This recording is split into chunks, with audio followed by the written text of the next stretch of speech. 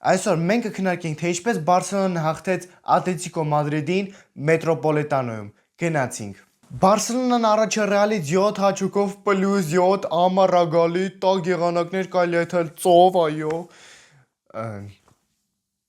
Լավ։ Bez նեգատիվը։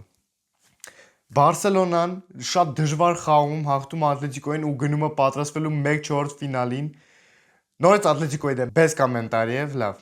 Այդրեն հետո կասենք։ Ասեմ պատմել խաղի մասին, ընդհանուր խաղը ընենց էր էթում, ոնց որ նույն կուբակի առաջին խաղը, որը ես